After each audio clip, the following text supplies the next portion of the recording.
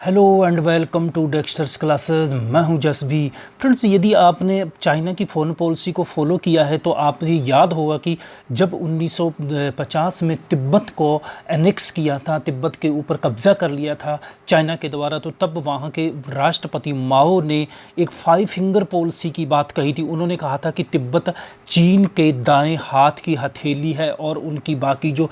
5 उंगलियां वो है लद्दाख, जो कि भारत का क्षेत्र है, सिक्किम भारत का है, नेपाल, भूटान और अरुणाचल प्रदेश। तो यानी कि लद्दाख, सिक्किम, नेपाल, भूटान और अरुणाचल प्रदेश, इन्हें तिब्बत की 5 उंगलियां कही थी और इन्हें हासिल करने की बात कही थी। उन्होंने ये कहा था कि जब इन्हें हम हासिल कर लेंगे तो ये तिब्बत का जो हथेली है पूरी कंप्लीट हो जाएगी। और इसकी ओर अब चाइना कंप्लीटली बढ़ चुका है। जैसा कि आप देखते हो कि तिब्बत में जो हालात बने हुए, आप इस भली भांति जानते हो, और इसका एक बहुत बड़ा हिस्सा तिब्बत का है जो अक्साई चीन, उसे चाइना के द्वारा 1962 के युद्ध में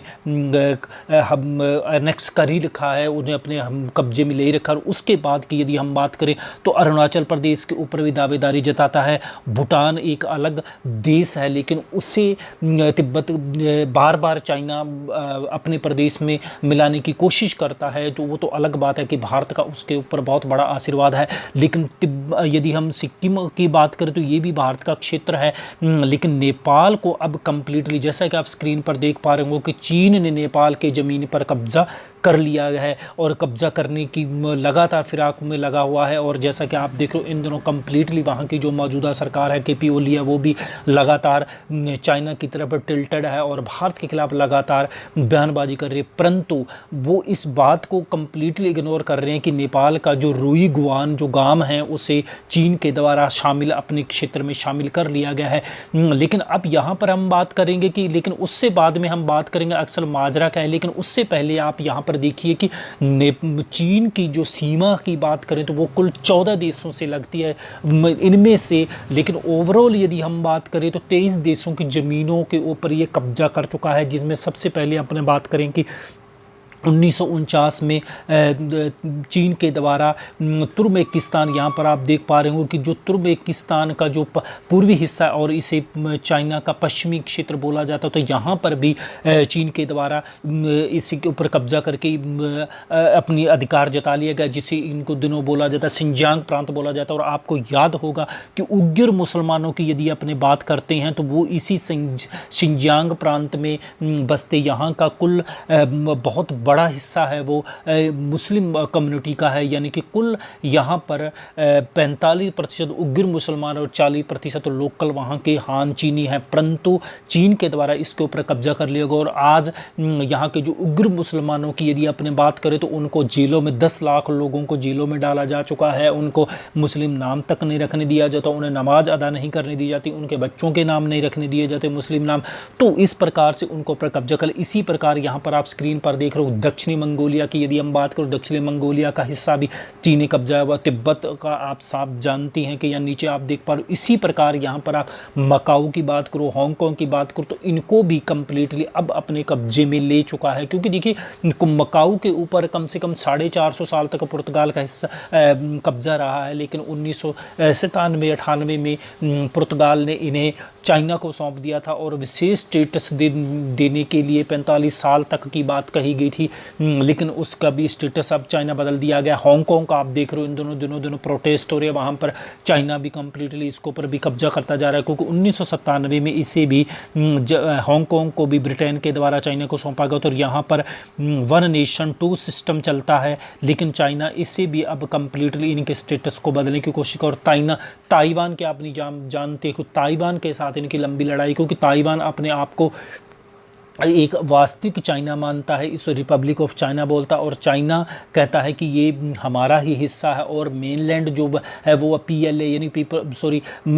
इसको बोलते People's Republic of China, PRC बोलाता है, चाइना बोलता है। तो इस प्रकार से ये इस प्रकार का विवाद, और आज इसको ताइवान को भी अपने हिस्से में मिलाने की कोशिश कर रहा है। अब यहाँ पर अब इतना तो ये तो बात होगी, लेकिन इसकी यदि हम भारत की हम बात कर रहे हैं और यहाँ पर आप देख सको विशाल चाइना और इसके आसपास के विभिन्न कंट्री, इनके साथ सबका क्षेत्र कुछ ना कुछ इन्होंने कब्जाया हुआ है। इसी प्रकार यदि अपने बात कर रहे हैं कि भारत की हम बात करें तो भारत का भी कुल 38,000 वर्ग किलोमीटर का क्षेत्र चाइना के कब्जे में है, और जिसमें से 14,380 वर्ग किलोमीटर का क्षेत्र अक्साई चीन, जिसका हम लद्दाख की हम बात करें, लद्दाख का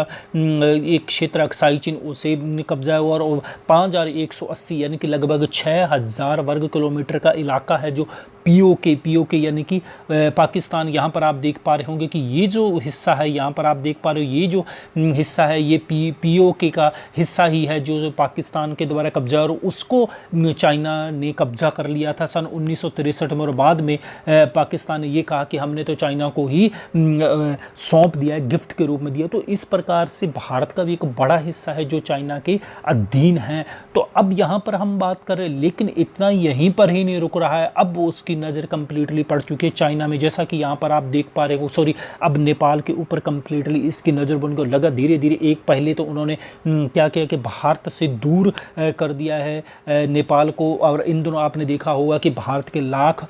आग्रह करने के बाद भी नेपाली सरकार के द्वारा एक नया मैप लाया गया, और भारत के 3 क्षेत्रों को, काला पानी की हम बात करें, लिपुलेखा की बात करो, तो इन क्षेत्रों को भी चाइना के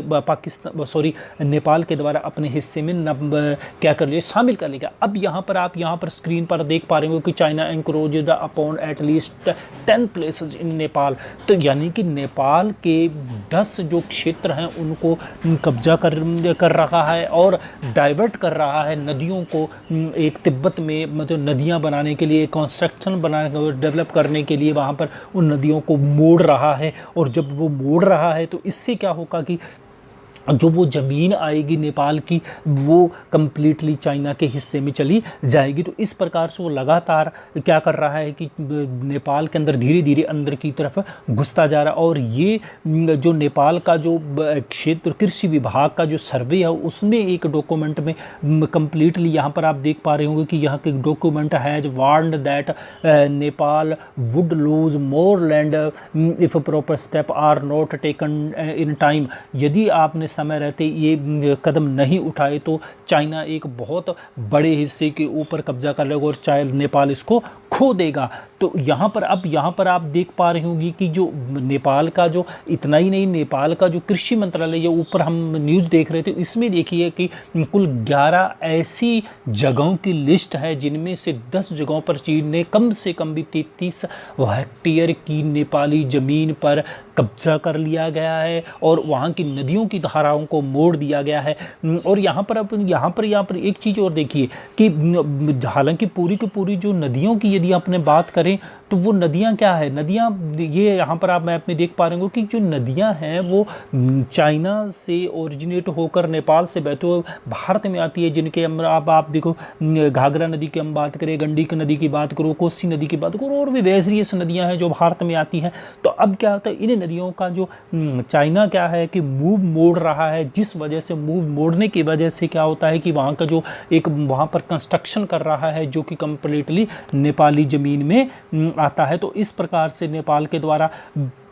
अपनी ज़मीन को लगातार खोया जा रहा है। या यहाँ पर आप देख पा रहे हो चीन ने गोरखा ज़िले में सीमा पर पिल्लर नंबर 35 शिफ्ट कर दिया, और जिससे कि रुई गुआन गांव भी उसके कब्जे में गए। यानी कि जो पिल्लर बनाए गए थे, पिल्लर लगाए थे 1960 में, हालांकि नेपाल के द्वारा पिल्लर लगा दिए गए थे चाइना बॉर्डर के ऊपर, लेकिन उनको उखाड़ कर क्या कर दिया गया है, उन्हें उखाड़ कर चाइना अपने क्षेत्र में उनको शामिल कर रहा है, जिसका सबसे बड़ा परिणाम ये हुआ कि रुई गुआन को अपने कब्जा कर लिया गया। और इतना ही नहीं है, फिर अब बगडेर खोल नदी की बात करें, कर्णाली नदी का है, इनका भी रास्ता बदल रहा है, और इस रास्ता के बदलने से कम भी 10 हेक्टेयर ज़मीन पर इन नदियों के बदलने से ही कब्जा कर लिया गया, और नेपाल की 6 हेक्टर ज़मीन जो रसूआ गांव ज़िले में आती है उसमें यहाँ पर आप देख पा रहे हो कि सिंजेन, बुर्जक, जाम्बू, खोल के रास्ते भी बदलने की वजह से यहाँ पर भी क्या होगा, कम्प्लीटली क्या होगा, कब्जा हो गया है। सिंध पालचोक ज़िले में खरानी खोला और भोटे कोसी के रास्ते भी कम्प्लीटली बदल कर वहाँ पर अपनी दावेदारी जता दी। तो इस प्रकार लगातार धीरे धीरे चाइना नेपाल के बॉर्डर के ऊपर बॉर्डर में घुस रहा है, और जिस वजह से आने वाले समय एक बड़ी नेपाल की चुनौती होगी। और फिर उस समय क्या होगा, आज तो नेपाली सरकार कम्प्लीटली चाइना के प्रभाव में है, चाइना के प्रति एक शब्द नहीं बोल रही है, लाख विपक्षी लोगों के द्वारा विरोध करने के बावजूद भी। लेकिन जब कम्प्लीटली ये नेपाल के अंदर घुस जाएगा तो तब निकालना बहुत मुश्किल हो जाएगा। और इसमें हम आगे ये भी बात करेंगे भारत के लिए क्या चैलेंज है। तो हालांकि यहाँ पर आप देख पा रहे हो कि नेपाली कांग्रेस के उपाध्यक्ष और देश के पूर्व उप प्रधानमंत्री विमलेंद्र निधि ने तो कपिली सरकार से अपील की है कि चीन के हिमालय और नेपाली गांव रुई पर जो कब्जा कर लिया इसके खिलाफ कार्रवाई करें, और नेपाल को चाइना से बातचीत करनी चाहिए कि और उनसे और ये अपने क्षेत्र को फ्री करवाना चाहिए। लेकिन अब क्या होता है कि नेपाल की क्या सरकार की यदि हम बात करें तो नेपाल तो कम्प्लीटली उनके प्रभाव में, और यहाँ पर भारत के खिलाफ कभी वो कहता है भारत वायरस बहुत ज़्यादा खतरनाक है, कभी वो कहता है कि भारत ने जो हमारा क्षेत्र को कब्जा लिया उसको वापस हम लेंगे, फिर वो मैप जारी कर देता है। इतना ही नहीं, फिर कभी अब इन दिनों एक और मीडिया में खबर आ रही थी कि जो भारतीय सेना में गोरखा है नेपाली लोग शामिल, उन्होंने कहा था कि भारत चीन का जो विवाद चल रहा उसमें इस दौरान उन्हें ड्यूटी पर नहीं जाना चाहिए। तो इस प्रकार की जो बातें हैं वो भारत के खिलाफ लगातार वो प्रोवोकिंग स्टेप ले रहा है, लेकिन चाइना के प्रति वो चुप है। और यहाँ पर आप देख लो काठमांडू द हिमालय में एक, जहाँ ये नेपाल का एक काफ़ी प्रतिष्ठित न्यूज़पेपर है हिमालयन, उसमें कहा गया कि what does the PM have to say about encroachment by China, जो यानी कि चाइना के द्वारा जो ये एनक्रोचमेंट किया गया इसके ऊपर नेपाल के प्रधानमंत्री को जवाब देने के लिए कहा गया है कि कहा गया इसके ऊपर आप क्या कहेंगे। तो लेकिन अब यहाँ पर क्या होता है कि नेपाल में ऊपर हम जैसे हम बात करते तिब्बत के अंदर ये रोड कंस्ट्रक्शन कर रहा है, रोड कंस्ट्रक्शन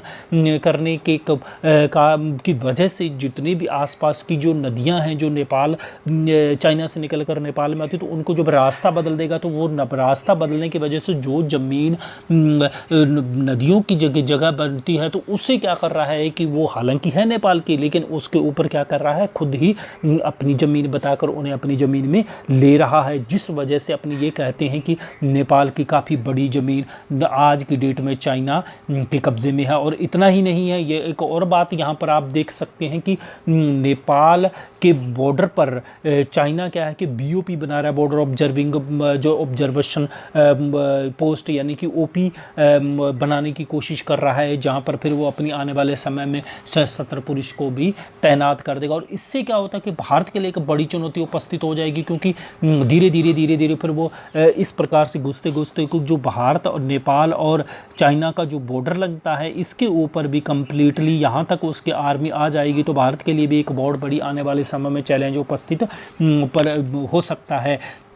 लेकिन यदि अपने बात करें कि नेपाल और बॉर्डर का मार्किंग की यदि हम बात करें तो 1960 के दशक में नेपाल ने चीन के साथ सीमा के निर्धारण के संबंध में कम से कम भी 95 से 100 के बीच में पिल्लर खड़े किए थे, लेकिन उन्होंने